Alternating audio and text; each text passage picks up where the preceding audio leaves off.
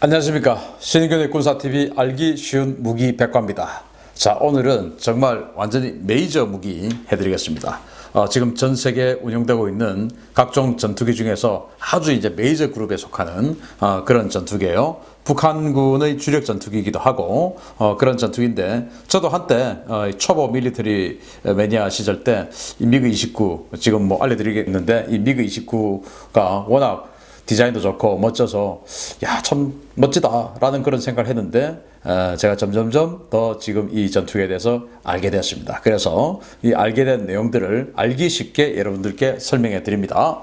자, 공포로 대비해서 허접으로 들통났습니다. 미그 29 펄크럼. 펄크럼이라는 이 나토에서 지어준 이름을 가지고 있죠. 나토에서 이 소련제, 러시아제 전투기에다가 F로 시작되는 이름들을 갖다 붙이죠. 그래서 이제 피쉬베드, 뭐 이런 식으로, 그리고 이제 펄크럼, 그리고 수-27은 플랭커, 이런 식으로 F자로 붙는 이름을 갖다 붙이고 있는데, 이 펄크럼은 지렛대, 지뢰가 있죠. 그 밑에 이제 지렛대, 지뢰 받침대, 이걸 이제 펄크럼이라고 해요. 그리고 뭐 참 의미 없는 이름입니다. 근데 미그 29 생긴 거 보면 제비처럼 생겼어요. 제비. 그래서 저는 미그 29 스왈로우 뭐 이렇게 하면은 더 어울릴 것 같은데, 그리고 수호이 27은 백조처럼 생겼어요. 주둥이가 조금 밑으로 쳐져서. 그래서 그거는 이제 스완, 이거는 스왈로우 이렇게 하면 되는데, 나토에서 F자로 시작되는 이름을 붙이다 보니까 펄크럼이라고 합니다. 자, 최신 트렌드에 맞춘 가베닉 BVR 전투기 도입에 흡족해하던 소련입니다. 1968년도인데요. 미그 23을 전력화했어요. 미그 23 당시 이 트렌드는 가베닉 전투기 해서 저고도 고고도 마음대로 막 다니면서 이렇게 아주 빠른 속도로 침투하고 하는 그런 것들이 유행했던 시절이었습니다. 그래서 이제 소련도 이런 가베닉 전투기를 만들었어요. 이때 이제 미국은 가베닉 전투기인 F-14를 사용을 했죠. 그러니까 이제 질세라 미그 23을 만들었어요. 이 미그 23 BVR, 그러니까 비욘드 비주얼 레인지에서 가시적거리 밖, 그러니까 안 보이는 데까지 미사일을 쏘는 거예요. 즉 레이더로 보고, 눈으로는 안 보이지만 레이더는 보여. 그리고 내 미사일이 사정거리가 기니까 눈으로는 안 보이지만 레이더로 보이는 이 거리까지 미사일을 날려서 격추를 시키는 거예요. 이걸 이제 BVR 전투라고 합니다. 자, 이런 능력을 가진 전투기를 이제 실전 배치합니다. 그래서 이때 미그 25 아주 이제 고고도 요격기죠. 미그 25 폭스팻, 그리고 이제 이 미그 23을 딱 배치를 하고는 이제 소련이 야, 이 정도면 이제 미제 팬텀 정도는 완전히 압도할 수 있겠지, 이제 이렇게 된 거예요. 미그 21의 후속 모델이죠.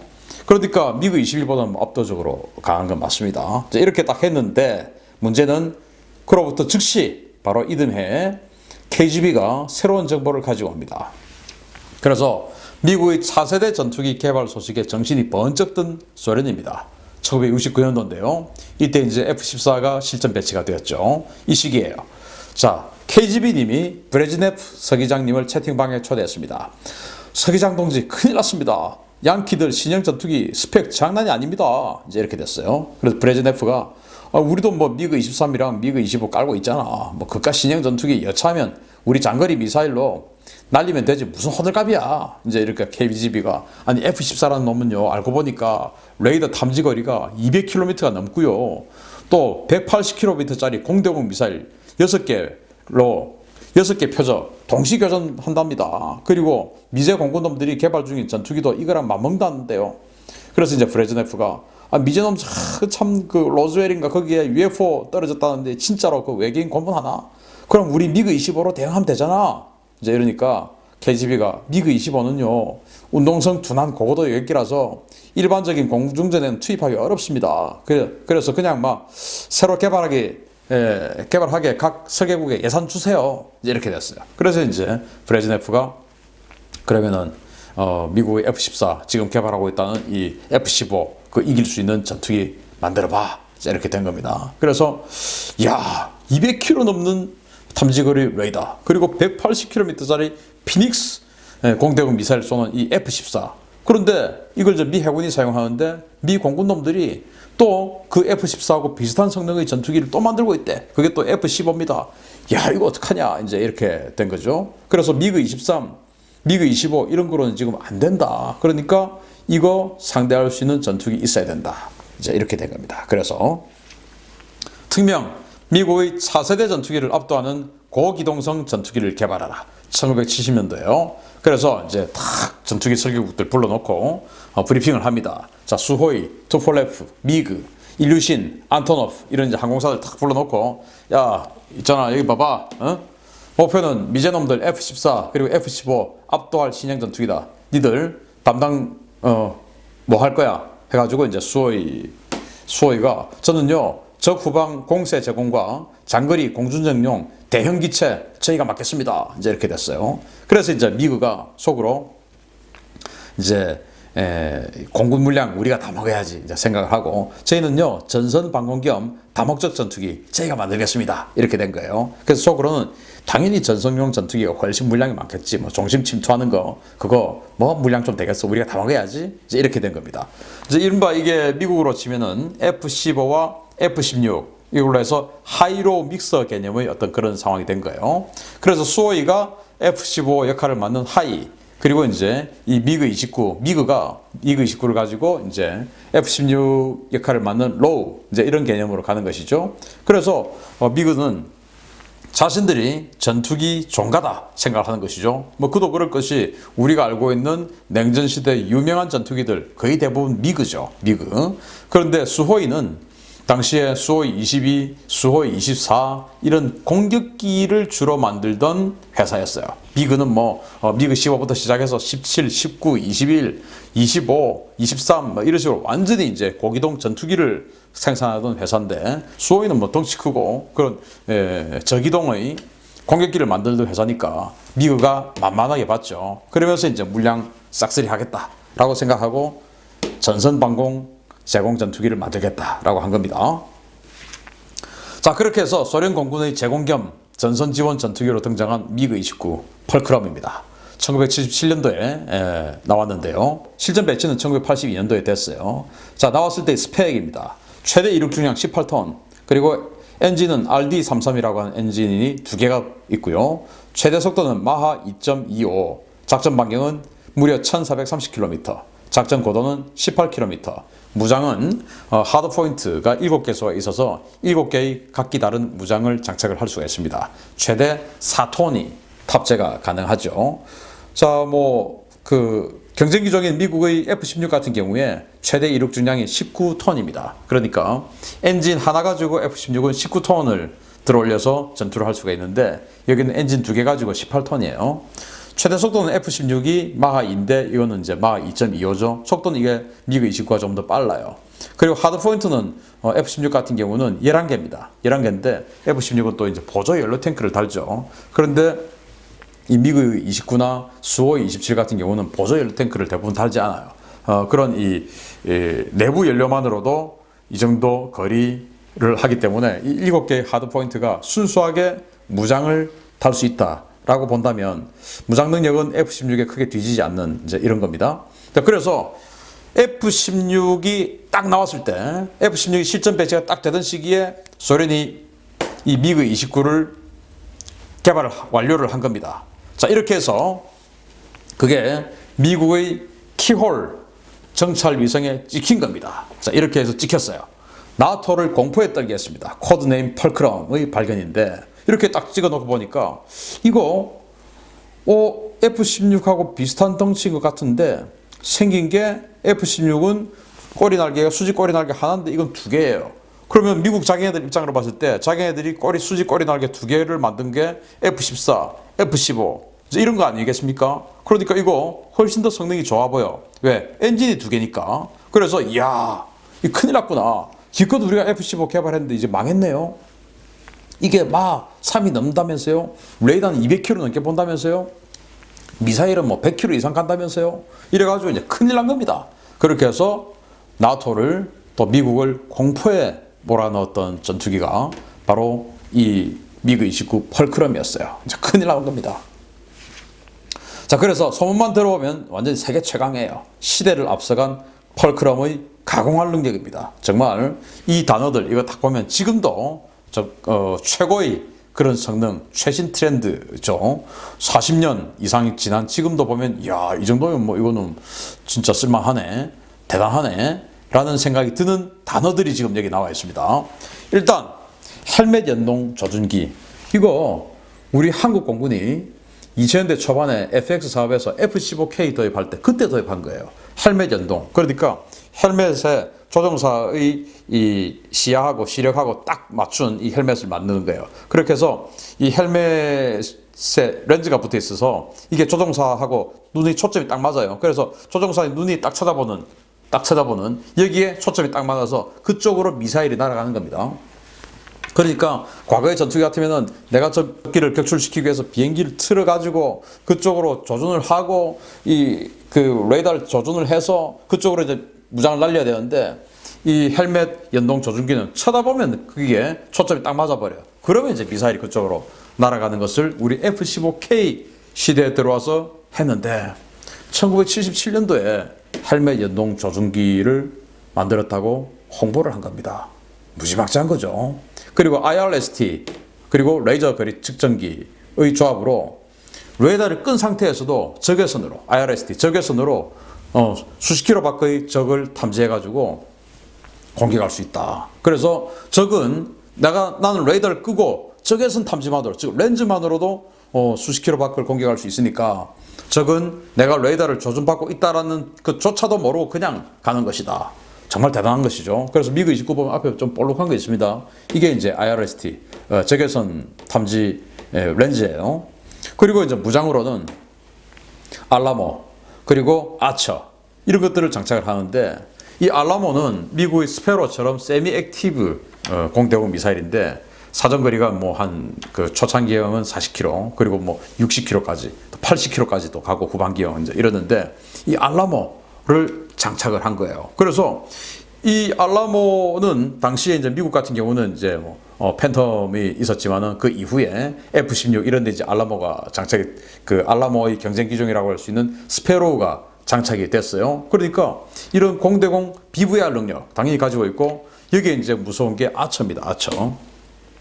헬멧 연동 조준기는 이 아처하고 연동이 되는데, 그래서 미국의 사이드와인더 미사일, 적외선 추적인 사이드와인더 미사일은 뭐 그냥 꼬리를 잡아야 거기서 쏠 수 있고 뭐 이런데, 이것은 그냥 쳐다보면 적외선 미사일이 날아가니까, 열추적 미사일이 날아가니까 이거는 뭐 미국하고는 게임이 안 되는 거예요. 걸리면 가는 겁니다. 당시 포클랜드 전쟁 때 제가 여러분들께 알려드렸듯이 미국이 사이드와인더 L 버전을 개발을 하면서 그것은 이제 정면에서도 공격을 할 수 있는 그런 능력이 있다. 그래서 영국이 포클랜드에서 이 아르헨티나 공군에게 승리할 수 있었던 중요한 요인 중에 하나다라고 말씀을 드렸는데, 미국은 그때 당시에 이제 들어가서 아주 좁은 각도에서 정면에서 쏠 수 있는 이런 것들을 만들었는데, 소련은 포클랜드 전쟁 이전인 1977년도에 이 헬멧 연동 조준기를 만들어서 아처라는 정말 걸출한 미사일 가지고 그냥 쳐다보면 가는 겁니다. 그래서 옆으로 날아가도 그냥 가고, 이렇게 홍보를 하는 거예요. 이야, 봤냐? 니들 이제 다 죽었어. 이제 이렇게 된 겁니다. 그러니까 이제 미국 입장에서는 야, 이거 우리 다 죽었구나. 큰일 났구나. 이렇게 된 거예요. 그런데 이제 아무튼 이 전투기는 1982년도에 실전 배치가 됐어요. 그런데 실전 배치되고 나서 8년 만에 무슨 일이 있었습니까? 동독이 망했죠. 그래서 1990년도에 독일이 통일됐습니다. 그래서 동독군이 서독군에게 흡수가 됐어요. 그래서 독일 연방군이 됐습니다.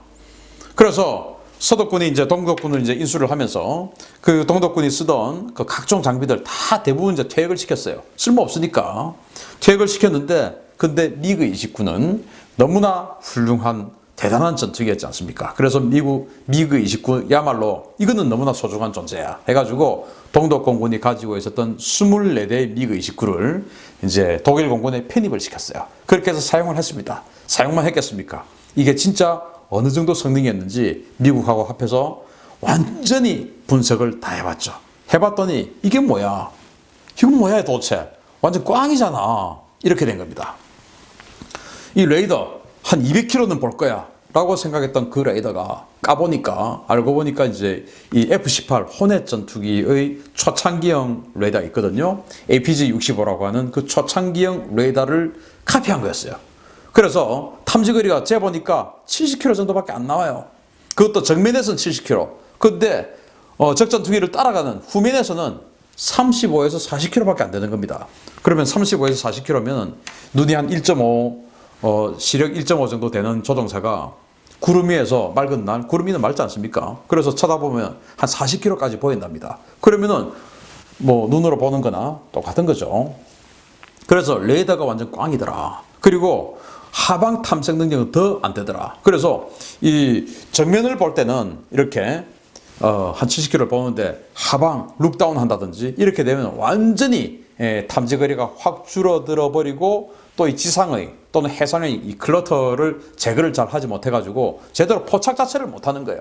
이제 이런 상황을 이제 미국과 독일이 알게 됐습니다. 그리고 뭐 동시 교전 능력 1969년도에 데뷔했던 이 F-14가 동시 교전 능력이 6개 있지 않습니까? 피닉스 미사일로 각기 다른 적기 6개를 향해서 동시에 미사일을 날릴 수 있는데 이 정말 환상의 전투기라고 생각했던 이 공포의 미그 29 펄크럼이 알고 보니까 동시 교전 능력 없는 겁니다. 그냥 하나밖에 안 되는 거예요. 완전 꽝이었어요. 그리고 더 충격적인 것은 엔진 수명입니다. 엔진 수명이 불과 400시간밖에 안 되는 쓰레기 엔진이었던 겁니다. 한국 공군이 예를 들면 우리 뭐 FA-50이나 F-16 이런 전투기 있지 않습니까? 그런데 한국 공군의 전투기는 1년에 한 250시간 이상을 비행을 해요. 왜냐하면 한국 공군 조종사들이 1년에 100시간 이상을 비행을 하는데 그 평균 2조가 전투기 하나를 몰거든요. 그래서 전투기 하나가 주로 200에서 250시간 정도는 운행을 하는 것이 거의 평균이라고 보시면 돼요. 그러면은 엔진 수명이 400시간이면 채 2년도 쓰지 못하고 우리 공군 기준으로는 채 2년도 쓰지 못하고 엔진을 교체를 해줘야 되는 겁니다. 말이 안 되는 것이죠. 그런데 지금 우리 F-16, 뭐 FA-50, 하다못해 F-5 그렇게 엔진을 교체를 합니까? 안 하죠. 우리는 뭐 1500시간, 2000시간 또 엔진 수명 연장해가지고 뭐 3000시간 이런 식으로 막 우리는 사용을 하는데 여기 400시간, 2년 이하, 1년 6개월마다 엔진을 교체해줘야 되는 이거는 뭐 엔진도 아니고 그냥 쓰레기죠. 자, 이런 거예요. 그리고 아까 봤던 그 헬멧 마운티드 연동 시스템 아처 그게 정말 막 쳐다만 보면 다 날아간 줄 알았는데 그게 아니었어요. 다 이제 이게 있으면 십자로 딱 꺼서 내 눈하고 십자로 딱 꺼서 똑같은 평행선상의 일자 그리고 내 눈하고 똑같은 이 수직선상의 일자 해서 요 십자선에 딱 걸려서 여기는 60도, 60도 아래 위로 60도 옆으로 60도, 요밖에 안 되는 거예요. 그리고 요 딱 내 눈과 수평선상에서 조금이라도 벗어나면 대각선이 되지 않습니까? 45도. 예, 45도. 이거밖에 안 되는 겁니다. 물론 그것만 해도, 당시 90년도, 91년도 이 시기에 굉장히 뭐 강력한 상황이었지만, 그렇다 하더라도 지금 우리가 가지고 있는 사이드와인더 9X처럼 정말 쳐다보면 뭐 저 뒤로도 날아가고 이런 미사일은 아니었던 겁니다. 60도. 이렇게. 딱 수평, 눈하고 수평일 때 60도. 근데 전투를 하는데 상대 전투기가 나하고 60도를 맞춰주나요? 아니죠. 그러니까 주로 45도, 45도만 이렇게 내 눈하고 연동되는 그런 상황이었던 겁니다. 그래서 아처도 알고 보니까 정말 환상의 미사일은 아니었던 겁니다. 자, 그리고 이제 이 정도면 동네북이었어요. 완전히 실전에 이제 대비를 하는데 곳곳에서 떨어지고 있는 펄크럼입니다. 자, 걸프전 때 보시겠습니다. 1991년도죠. 미국의 F-15C 전투기가 스페로우 미사일 가지고 4대를 격추시켰어요. 미그 29 4대를.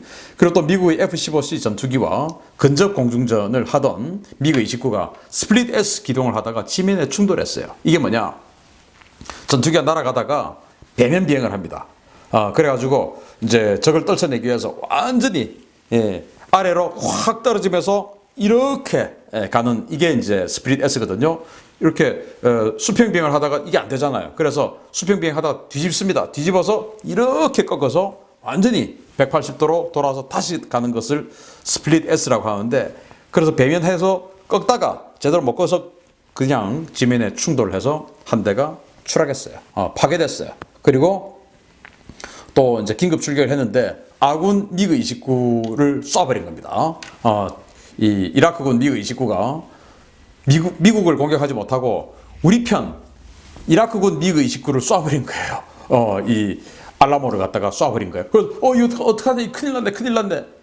큰일 났지 않습니까? 그래가지고 막 그 조전 풀고 막 이런 거 하다가 자기도 모르게 당황해가지고 지면에 충돌해서 추락해버렸어요. 예, 이렇게 해서 그건 뭐 자기 혼자서 그냥 북치고 장구치고 하다가 추락한 경우. 그렇게 해서 걸프 전투 6대가 박살이 나버렸습니다. 그리고 같은 해 이디오피아하고 에리트리아가 국경 분쟁을 했습니다. 이때 이제 이때는 좀 전과를 올렸습니다. 뭐냐? 에리트리아 공군 소속에 미그 29가 있었는데 용병들이 몰았어요.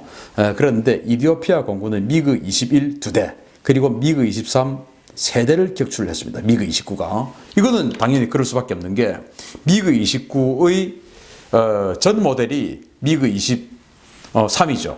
그리고 그 전 모델이 미그 21이죠. 또 그 사이에 성격은 좀 다르지만 또 전 모델 미그 25가 있죠. 그러니까 그 전 또 전전전 모델, 그러니까 요즘으로 치면 최신형 소나타 가지고 완전히 초창기형 소나타한테 경쟁해서 이겼다. 이제 그 말이에요. 같은 후속 기종의 아주 옛날 기종 이제 5대를 격추를 했던 전과는 있고요. 그런데 이제 이디오피아 공군의 수호이 27에게 깝치다가 또 한 대가 격추가 됐습니다. 그래서 비슷한 시기에 나왔던 수호이 27한테는 격추가 됐고 아주 오래전에 나왔던 미그 21과 미그 23은 이겼습니다. 그래도 이겼으니까 다행입니다.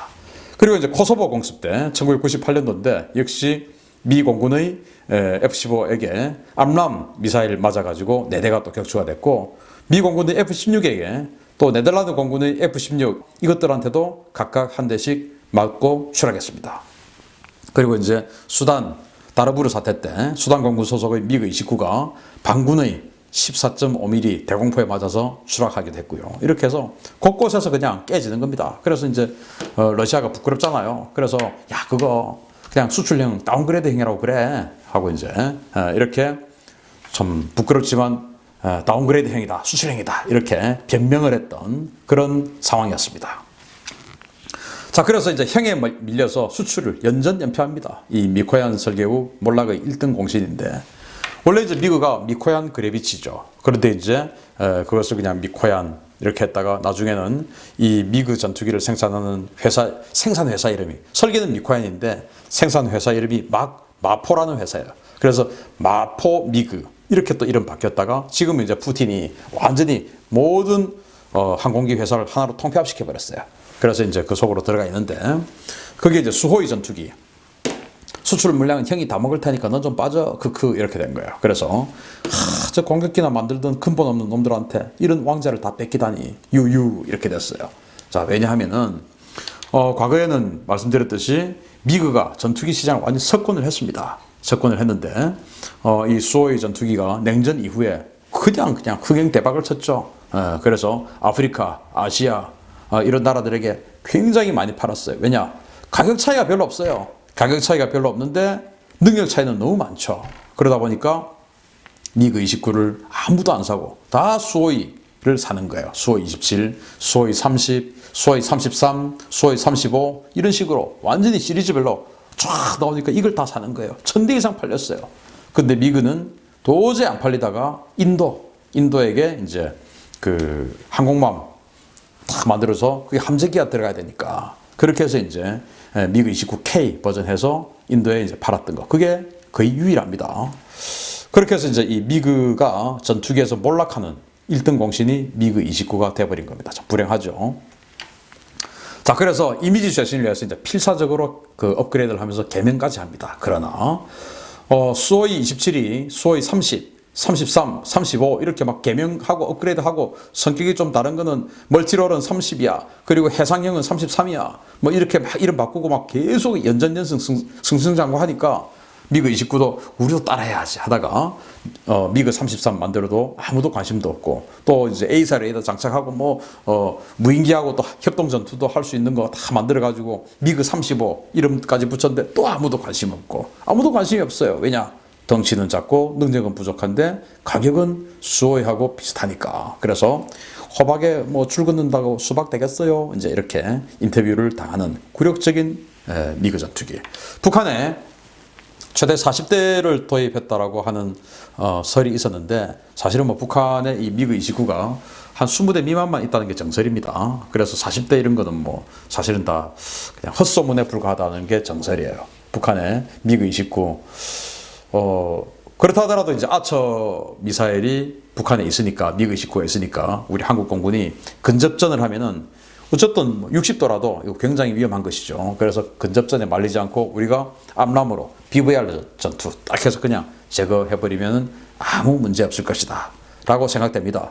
아무튼 전 세계를 공포에 몰아넣었던 장본인 중에 하나인 펄크럼 미그 29 알고 보니까 완전히 똥망 전투기더라, 허접의 극치더라. 그래서 독일 공군은 그걸 쓰다가 이거 도저히 쓸 이유가 없구나 해가지고 예전에 우리가 잘못한 것도 있고 하니까 사회의 측면에서 폴란드, 지금은 좀 살만해졌지만 냉전 직후에는 폴란드도 어려웠죠. 그래서 폴란드에게 우리 뭐 사과의 뜻으로 좀 주자 해가지고 이 24대의 미그 29를 폴란드에게 대당 $100에 다 줘버렸습니다. 예, 그런 정도로 아무 가치가 없었다고 판단되는 전투기가 미그 29였습니다. 알려드렸습니다. 감사합니다.